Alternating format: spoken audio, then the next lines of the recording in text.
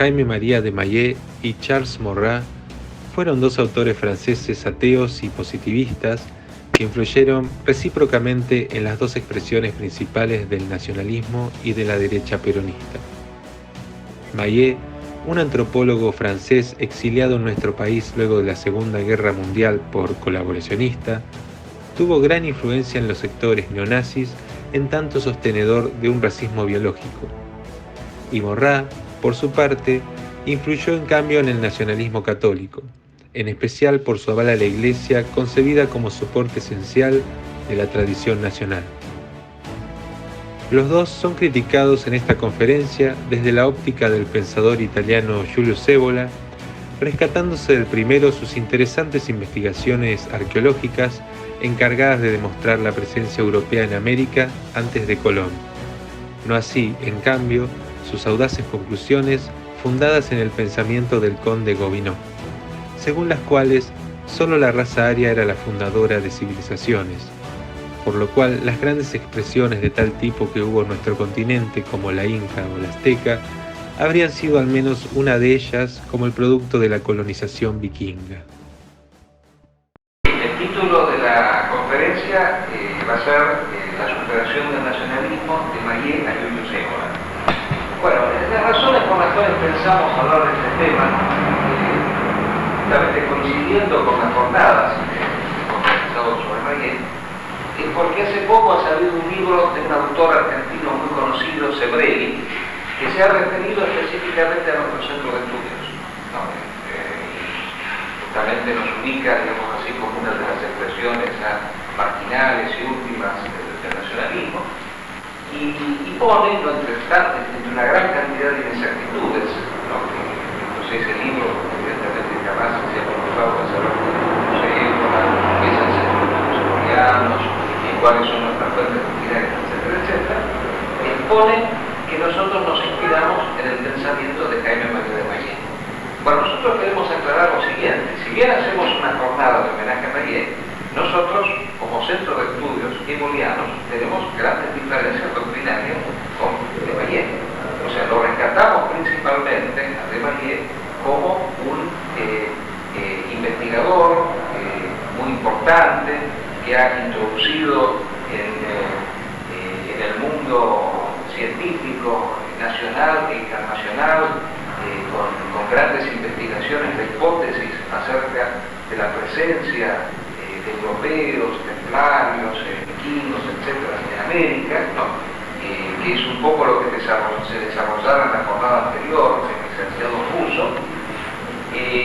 Con eso, evidentemente, nosotros tenemos grande simpatía porque, obviamente, hemos considerado a través de otras, digamos así, investigaciones colaterales desarrolladas a través de este centro, incluso junto con la Fundación Delfos, la presencia de Aria en América antes de la llegada de Cristóbal Colón.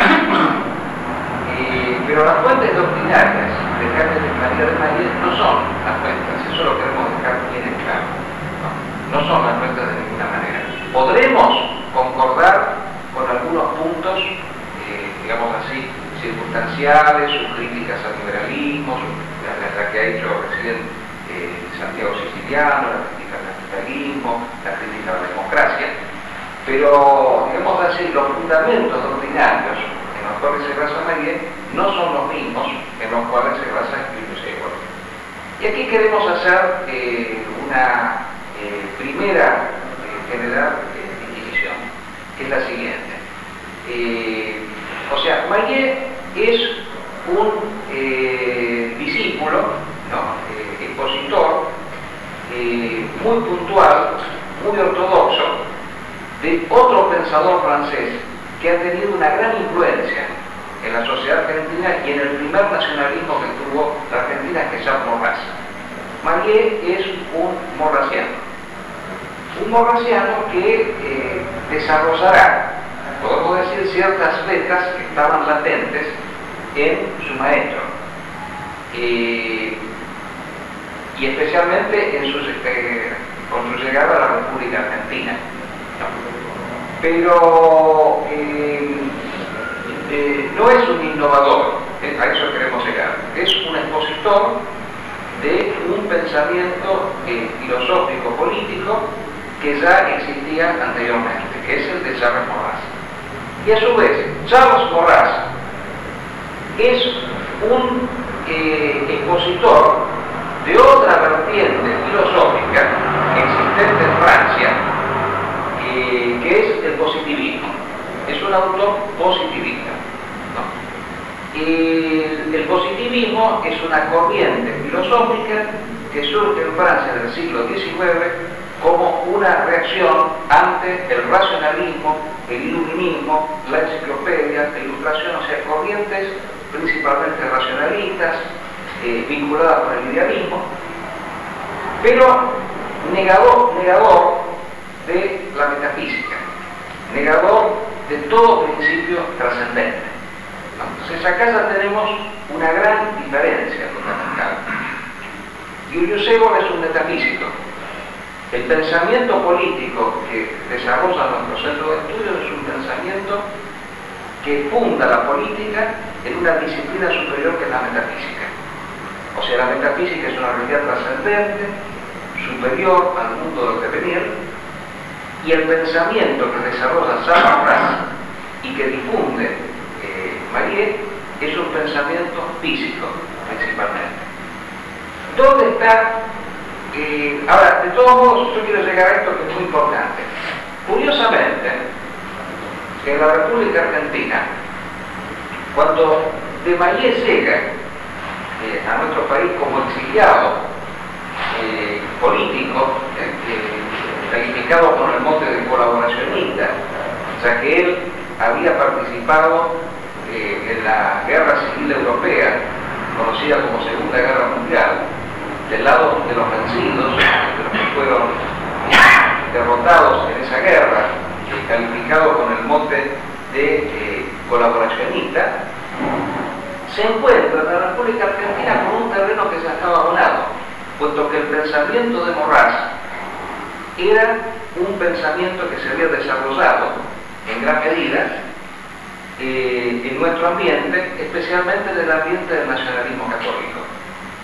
Y el tema que queremos ver también aquí es cuáles son las razones por las cuales un pensamiento católico que considera la existencia de una realidad trascendente puede haber encontrado en un autor positivista como Charles Maurras un punto de apoyo. Aclaremos que los católicos argentinos, los nacionalistas católicos argentinos que levantaban la figura de Maurras, el nacionalismo católico en Argentina comienza a desarrollarse en la década del 20. Los principales autores nacionalistas católicos que son maurrasianos son los hermanos Higasusta, Ernesto Palacio, o sea, todos los grandes popes del nacionalismo católico eran seguidores de Charles Maurras. Pero su valoración de Maurras era una valoración condicionada por este aspecto ateo positivista que tenía Maurras. O sea, ellos lo aceptaban hasta un cierto punto, pero consideraban que después, cuando había que derivarse a otra esfera, a una esfera de carácter sobrenatural, ya ese pensamiento flaqueaba y se detenía. Ahora, ¿qué era lo que hacía que los autores católicos argentinos, incluso integristas, ni siquiera podemos hablar de sectores católicos progresistas, tuvieran como base de sustentación doctrinaria a un autor positivista, siendo, como decíamos, el positivismo una reacción antiluminista, una valoración exacerbada de la ciencia. Positivismo viene de la palabra positivo. El positivista busca el hecho positivo, busca en la realidad positiva la verdad. O sea, el positivista discrepa con el iluminista, en tanto este pretende corregir los hechos, pretende partir de ideales divorciados o separados totalmente de la realidad y corregirla.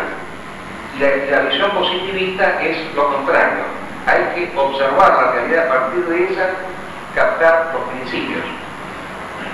El positivismo dará, que fue un gran sistema filosófico, cuyo fundador fue Augusto Comte, dará lugar a dos vertientes diferentes. Será un fenómeno parecido al del hegelianismo en Alemania, que también dará dos vertientes, una de izquierda y una de derecha, ¿no? En el caso de Hegel, la izquierda era aquella que valorizaba el método dialéctico, de ahí viene el marxismo, y la derecha era aquella que valorizaba principalmente el sistema, la teoría del Estado de Hegel. En el caso de Comte, en Comte hay dos banderas fundamentales en este movimiento positivista que incluso pretende llegar a ser una religión de la humanidad, una religión en donde la trascendencia, la metafísica está totalmente escrita. Hay dos principios fundamentales, orden y progreso. Son dos principios concurrentes, incluso en la bandera de Brasil aparecen esos dos principios, porque el positivismo, aclaremos, fue un movimiento filosófico que influyó mucho en la República Argentina. La generación del 80 fue positivista. Y el nacionalismo católico, acotemos, que así como María cuando llegó a la Argentina se encontró con un terreno ya abonado de morracianismo, que él era morraciano, el nacionalismo católico también encontró un terreno abonado de positivismo. Por eso el morracianismo fue aceptado. El positivismo tiene dos vertientes. Una de aquellos que le dan la primacía al concepto de orden, y esos son los morracianos. Y otros los que le dan la primacía al concepto del progreso, y esos son aquellas corrientes que enfatizan hasta las últimas consecuencias en el poder omnímodo de la ciencia, la cual puede llegar a resolver absolutamente todos los problemas e incluso otorgarle la inmortalidad al ser humano, tal como por ejemplo encontramos a veces en algunas expresiones casi místicas del cientificismo, de la ciencia, como este último ejemplo que ha aparecido hace poco en los diarios de este fenómeno de la clonación de los raelianos, que consideran que a través de la ciencia se puede llegar a crear un hombre de carácter divino, lo cual es un disparate porque este ser clonado es un ser que no es, o sea, de ninguna manera es la misma persona, es otra persona. Esa es la realidad. Bueno, pues sería largo y nos alejaríamos totalmente del problema. Entonces, el que a nosotros nos interesa es el positivismo que valora el concepto de orden, porque orden y progreso son principios concurrentes. Para el positivismo, el progreso se va a desarrollar en la medida en que existe un orden que contenga las acciones de los hombres y evite que las personas, casi por una especie de vicio, se extravíen con respecto al hecho positivo, a la realidad, y quieran hacer primar fundamentalmente su subjetividad, y que generen una libertad contraria a la naturaleza, a la realidad. Bueno, este es el criterio principal de Charles Maurras, cuyo método él denominará el empirismo organizador. El empirismo organizador quiere decir empirismo, experiencia, y organizador, el orden que hay que, y la organización que hay que extraer de la misma experiencia.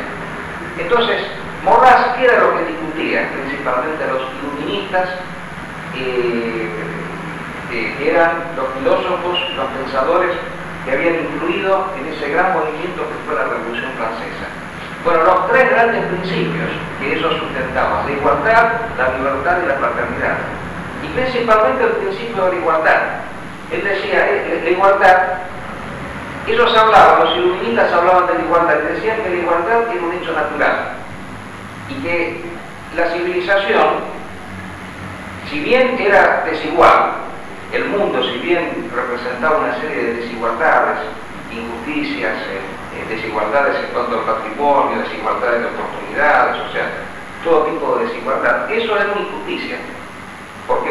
Porque el hombre se había alejado de la naturaleza. y había generado una civilización opuesta al estado natural, que es el estado igualitario. Bueno, Morras sostiene lo contrario, la desigualdad, y justamente el empirismo, ¿en qué consiste? En observar el hecho natural. Entonces, observando el hecho natural y basándose principalmente en una ciencia que en aquel entonces había efectuado grandes progresos, que es la ciencia biológica. Piensan ustedes en Marié también, que es un pensador que permanentemente machaca con respecto al tema de la biología. Hay un libro que se llama Fundamentos Biológicos de la Política. Dice, la naturaleza nos muestra las desigualdades. Nos muestra que las sociedades animales, por ejemplo, son desiguales, en donde existen partes que cumplen funciones distintas, y que en realidad la felicidad, la realización de cada una de estas partes, ¿en qué consiste? En lograr el buen funcionamiento del todo. El todo es una realidad que prima sobre los individuos singulares. La libertad de las personas, la felicidad de las personas, consiste en lograr esa armonía con el todo, en que cada cual encuentre, digamos así, su propia, la propia posición que le corresponde dentro de la sociedad, y la realice y la desarrolle. Las clases son pues necesarias, las desigualdades son necesarias, tienen que armonizarse, tienen que equilibrarse, tienen que colaborar entre sí. En el hormiguero, decía Morras, por ejemplo, las hormigas obreras no se rebelan en contra de la hormiga reina. Es una constante de la naturaleza. Cada una encuentra su realización cumpliendo su función propia. En un cuerpo viviente, el intestino, esto era una frase que solía mencionar de Menenio Agripa, el romano, cuando los plebeyos se sublevan y se refugian en el monte Aventino, dice, el intestino no se subleva en contra del cerebro para decirle por qué tú acumulas ideas y yo acumulo desperdicios. O sea, cada uno cumple con su función propia, la función que le corresponde. Una sociedad igualitaria sería en todo caso una sociedad que no podría llegar nunca a ser una sociedad de cerebros, porque igualaría por lo bajo. Entonces le daría una cierta medianía, cuanto más podría ser una sociedad de estómagos, que sería, digamos así, un grado un poco superior al intestino, pero muy inferior al cerebro. Entonces, basándose en la biología, en que Morras, y yo quiero insistir que además Morras estudió también de Mayet, Morras sostiene la necesidad de la monarquía, porque así como en un cuerpo viviente el cerebro es uno, también en una sociedad el jefe de la sociedad tiene que ser uno tiene que ser el principio. Bueno, ya de entrada tenemos que decir que este criterio naturalista, o la naturaleza en sí misma, si nos ubicáramos desde la perspectiva de Évola, la naturaleza, si bien nos puede dar pistas con respecto a la actividad humana, de ninguna manera la reduce. De ninguna manera el hombre se reduce a esta naturaleza biológica. El hombre es un ser espiritual superior. La realización del hombre, la felicidad del hombre, el destino del hombre, no consiste simplemente en la perpetuación de la propia especie.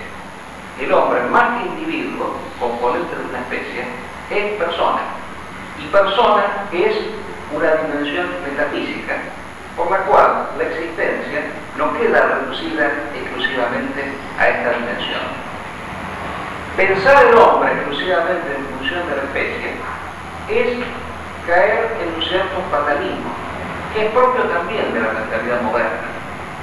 El nacionalismo católico, por ejemplo, y acá queremos ir ya a un hecho concreto, solía decir muchas veces, basándose en esta aseveración de Morras, que la patria es un bien que no se elige, que nosotros estamos determinados a pertenecer a una determinada patria y que nuestra acción, nuestra realización como personas, consiste en reconciliarnos con las tradiciones y con la cultura de esa patria.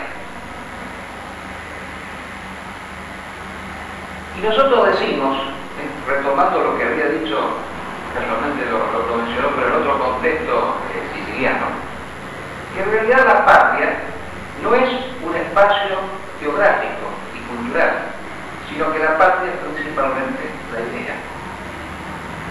Y de entrada podemos decir que si tuviéramos que buscar una, digamos así, un antecedente doctrinario, no lo encontraríamos en el positivismo, sino más en el idealismo. Porque si nosotros tuviéramos que remitirnos a nuestra realidad histórica concreta, nos encontraríamos que hay una serie de tradiciones y circunstancias que no concuerdan para nada con nuestros principios. O sea, nuestras tradiciones históricas son rescatables exclusivamente desde una cierta perspectiva, porque la tradición argentina, simultáneamente con la presencia en su historia de principios tradicionales, en un sentido metafísico, y por principios tradicionales entendemos aquellas realidades que elevan a los hombres hacia una dimensión superior.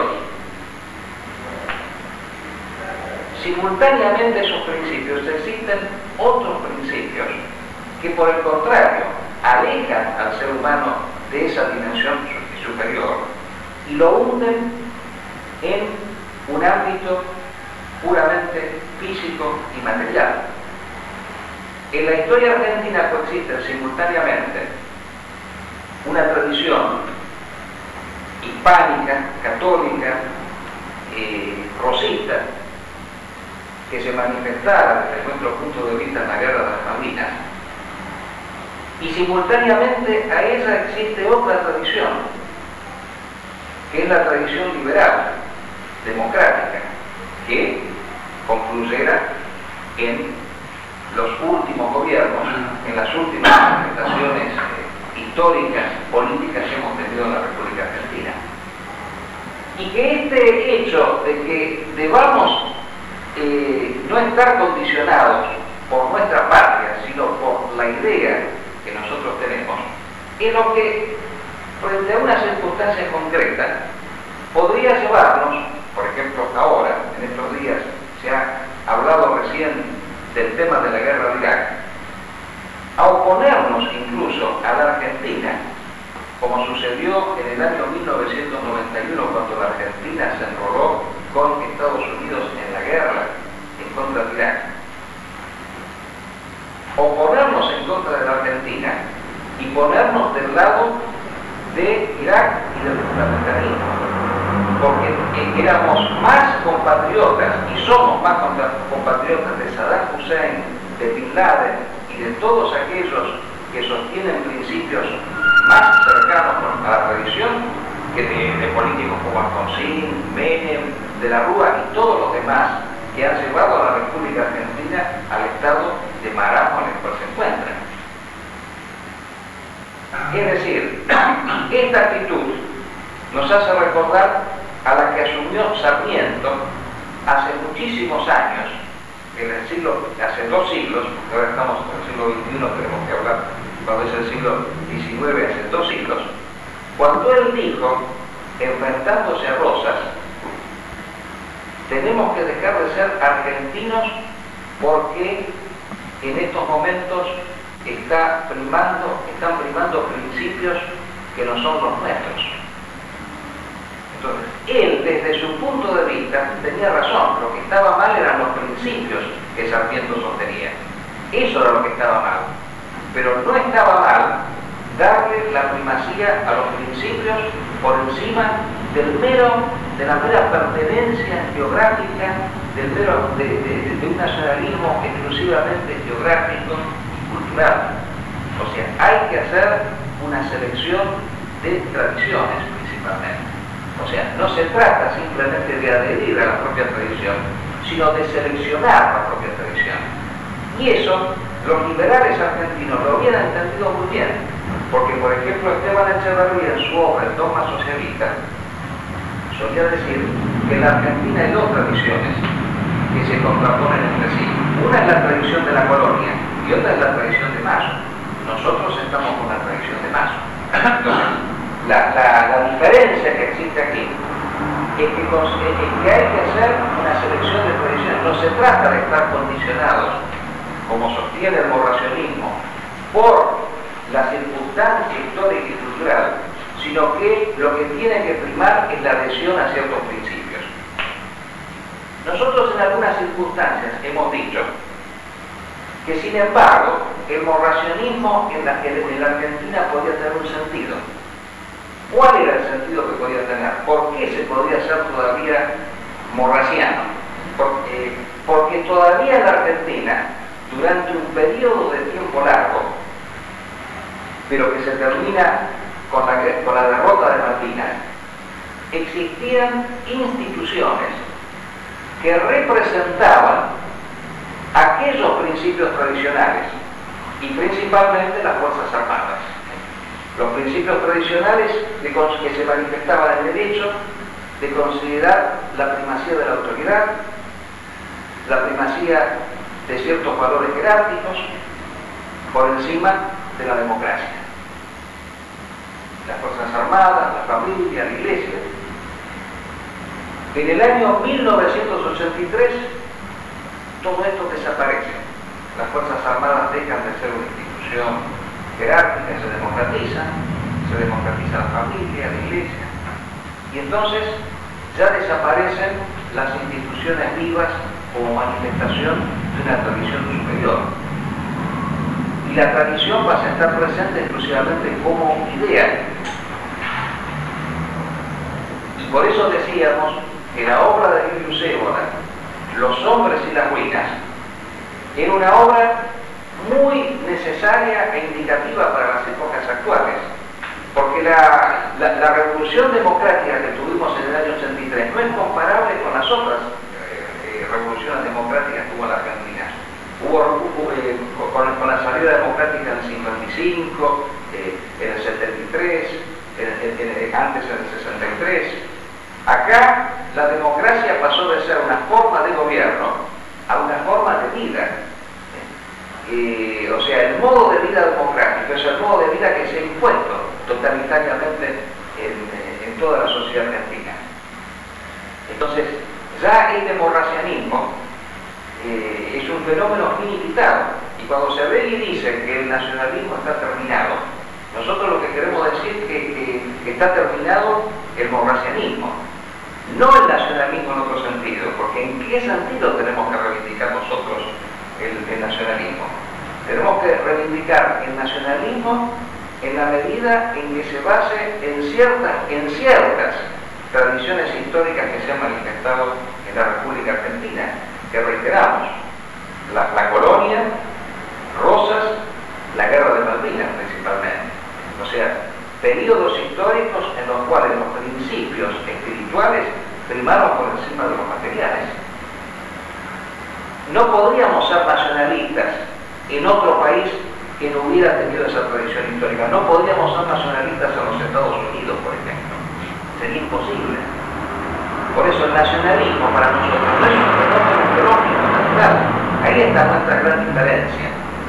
La gran diferencia que tenemos con esta manifestación del nacionalismo, que la podemos aceptar como algo que puede haber existido en algún momento, en el cual se daban ciertas circunstancias, pero una vez que las mismas han desaparecido, ya dejan de tener sentido.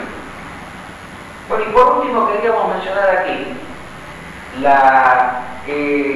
el hecho de cómo podía ser, que yo lo dejé un poco picando por allí, cómo podía ser que un pensamiento positivista como el de Morras, imanentista, que niega la existencia de una realidad superior, por más que muchos católicos, por ejemplo ejemplo, yo recuerdo el padre Membiel, que solía decir que a último momento Morrás se convirtió al catolicismo. O sea, ¿cómo podía ser que influyera en el catolicismo? Y hay una obra que yo quiero mencionar aquí, sin desplazarme demasiado porque escaparía del tema de esta conferencia, de un autor nacionalista católico argentino, Alberto Caturelli, una obra que se titula La filosofía política de Morrás. Entonces él explica el sentido que tiene Morrás para una concepción cristiana, porque recordemos que Morrás fue condenado por la Iglesia por una encíclica del Pío XI, prohibiendo a los católicos pertenecer al movimiento de Morrás que se llamaba la Acción Francesa. Esa condena después fue levantada por Pío XII. Y la razón que se esgrimía era justamente esa: era un positivista, era un autor ateo, inmanentista. Pero sin embargo, Caturelli se notaba que Morrás valora la importancia de la Iglesia Católica, porque considera que la Iglesia Católica es la institución que agrupa a las personas en ciertos principios de carácter principalmente moral para él. Él, por supuesto, no era religioso, pero les consideraba que la religión asignaba a la moralidad un elemento pasional que permitía que ésta tuviera, digamos así, más posibilidades de éxito en una sociedad. Y decía que el protestantismo había sembrado en la sociedad un clima de división, de decisión. Por eso él valoraba a la Iglesia, sin ser católico. Y Caturelli dice, en realidad, Morrás es como el Aristóteles de esta época a nivel político, porque su filosofía política, que sostiene las desigualdades jerárquicas en la sociedad, es correcta, es una filosofía necesaria, pero limitada, porque dice, no se da cuenta que existe otra dimensión, además de esta, diametralmente opuesta. Una dimensión en donde los hombres son sustancialmente iguales, mientras que el positivismo morrasiano, basándose justamente en la experiencia empírica, hablaba de desigualdades naturales. La concepción católica afirma que no, que a un nivel superior los hombres son iguales todos ante Dios, en tanto todos son criaturas, todos poseen un alma inmortal, todos son pecadores. El padre Membiel, otro autor morrasiano, solía decir que los principios de la Revolución Francesa, libertad, igualdad, fraternidad, eran justos solamente en un plano sobrenatural, no en un plano natural. Entonces vemos aquí cómo el liberalismo moderno, con todos sus movimientos colaterales, ilustración, iluminismo, racionalismo, etc., representa, como han dicho varios autores, una secularización del cristianismo, porque lleva ciertos principios cristianos que existen en una esfera trascendente a un plano inmanente. Entonces, la derecha católica, para llamarla así, el nacionalismo católico, rechaza esta secularización, porque confunde las dos esferas y sostiene el abismo ontológico entre las dos realidades. Por eso, como hemos dicho varias veces, esa es una concepción judeo-cristiana. El judeo-cristianismo ha establecido el hiato ontológico entre las dos realidades, la realidad trascendente y la realidad inmanente. La perspectiva booleana al respecto es justamente lo opuesto, porque en el caso del tradicionalismo de Ébola, atiende que no, se considera que las desigualdades que existen a nivel natural no son antagónicas con respecto a la esfera sobrenatural. O sea, el hombre no solo es desigual naturalmente, sino que lo es metafísicamente también. Ahí está, esa es la gran diferencia, ¿no? con el nacionalismo católico. Porque la realidad natural es un símbolo de la realidad sobrenatural. Y esas diferencias metafísicas se expresan a nivel social a través de las castas, porque las castas son caminos diferentes para realizar la dimensión superior de carácter espiritual. El hombre tiene caminos distintos para la realización espiritual.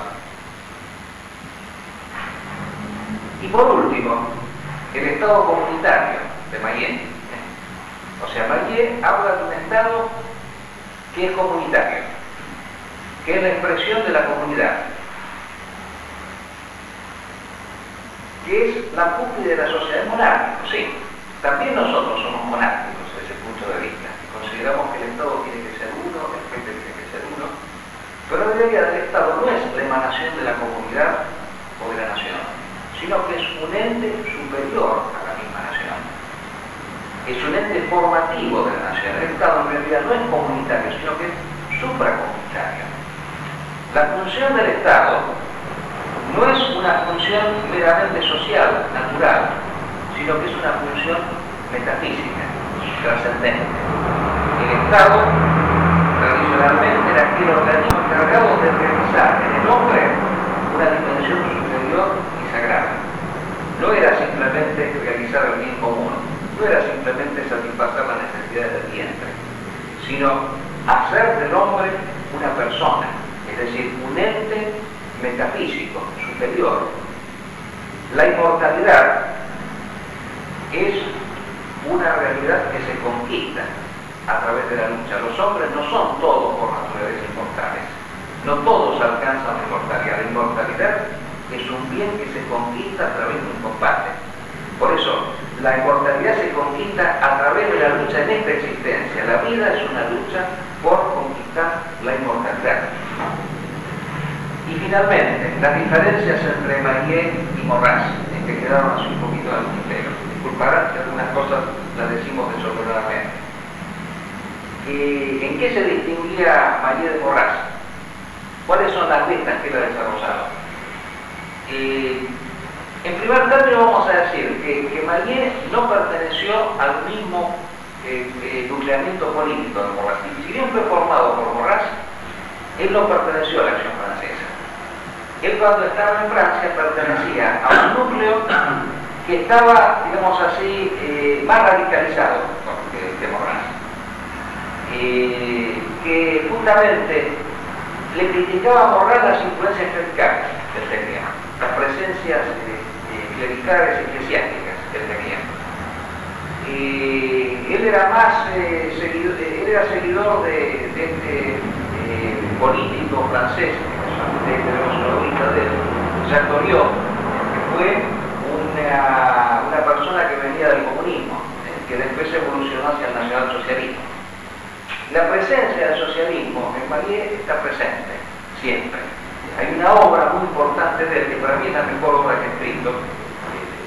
Insisto, hay que hablar de dos Mayet, ¿no? El Mayet investigador arqueológico y el Mayet doctrinario político, ¿no? Para mí la mejor obra de él es Morras y Sorel, justamente, ¿no? En donde él trata de conciliar dos expresiones modernas contrarias al capitalismo. Por un lado, Morras, que representaría un nacionalismo feudal,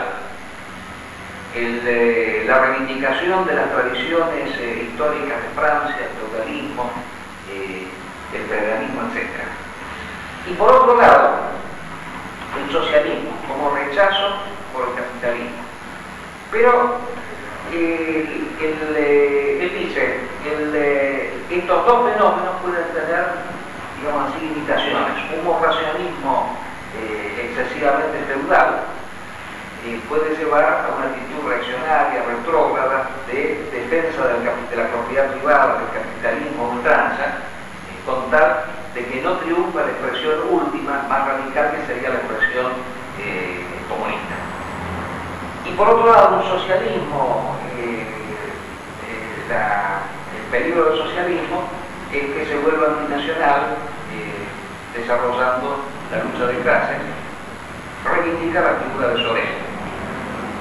Sorel fue un autor que en realidad era del mismo modo que Maurras, terriblemente adversario del iluminismo y de las vertientes enciclopédicas que hicieron la Revolución Francesa. Hubo un autor que desde el marxismo lo calificó, pienso yo que fue una clara caracterización, más anticapitalista que pro-proletario. Estaba más en contra de la burguesía del capitalismo que a favor del proletariado. Y él veía en la revuelta proletaria, en la huelga general en contra del capitalismo, una cierta resurrección de ciertos valores heroicos antiburgueses que consideraba que solamente se podían dar a través de la huelga general revolucionaria hecha por los sindicatos. Bueno, en realidad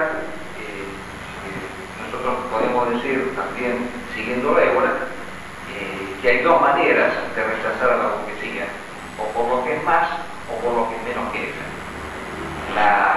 La revuelta proletaria soreliana es justamente por lo que es menos de la burguesía. No casualmente, Maurras incluirá en Lenin, Sorel incluirá en Lenin. Y Lenin no era igualitario, era elitista, porque él distinguía entre la vanguardia revolucionaria y la espontaneidad proletaria. Y Mayet, justamente, se dio un fenómeno en la Argentina que por estas vertientes o simpatías o desarrollos socialistas que están latentes en su obra, cuando en la República Argentina se da una crisis dentro del movimiento nacionalista que existía hace poco, se acaba de publicar un libro que se llama este movimiento Tacuara, que se dividió en dos ramas, una la rama, digamos así, más maurrasiana y más católica, que era la del padre Curra, que en esa época no era sacerdote todavía. El padre Curra, para que ustedes tengan memoria, fue el que hizo el sermón, leyó el famoso sermón de cuando trajeron los restos de Rosas a la República Argentina. Y también, bueno, ese sermón tuvo también ciertas alabanzas hacia el presidente Menem que trajo a Rosas, que nos puso cositas del billete de 20 pesos, que no tiene nada que ver con la Rosa Paradero. Sería un capítulo aparte hablar de Rosa Paradero que no ha vuelto a la Argentina. Acá volvió un Rosas que es un Rosas caricaturesco. Bueno, este era el padre Curra, que era la vertiente católica nacionalista. Y la otra era la vertiente revolucionaria, que después fue evolucionando hacia el comunismo, hacia el trotskismo, que la de Joe Basta.